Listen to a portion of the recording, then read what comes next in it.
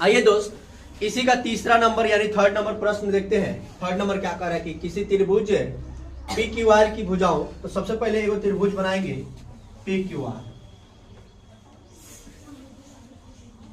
P Q R, अब देखिए P Q बराबर 1.128 दिया हुआ है, यानी कि पूरा का वैल्यू 1.28 सेंटीमीटर।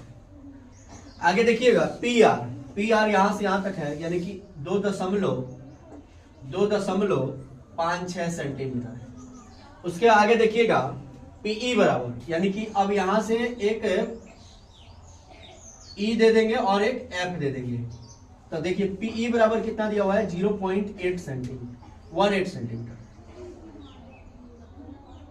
0.18 सेंटीमीटर। आगे देखिएगा ये यहां पे सेंटीमीटर लिखा हुआ है।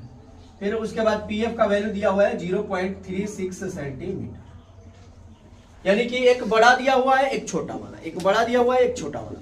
आप चाहेंगे तो डायरेक्ट भी निकाल सकते हैं या घटा करके भी निकाल सकते हैं। यानी कि सबसे पहले हम लोग लिखेंगे त्रिभुज, यानी सॉल्व तो लिखना ही है, त्रिभुज पी क्यू आर में, त्रिभुज पी क्यू आर। अब देखिए आप जानते हैं कि पीई बटा ई क्यू बराबर पीएफ बटा एफ आर, यही ना होता है। अच्छा, आपने देखा कि पीई का वैल्यू 0.18 सेंटीमीटर है, हाँ या ना? तो सेंटीमीटर बाद में लिखाएगा। आइए आगे, अब इस टोटल का वैल्यू देखिए, टोटल का वैल्यू कितना है 1.08। तो आप चाहेंगे तो घटा सकते हैं, तो घटा करके अगर लिखते हैं तो 1.10 हो जाएगा, होगा कि नहीं?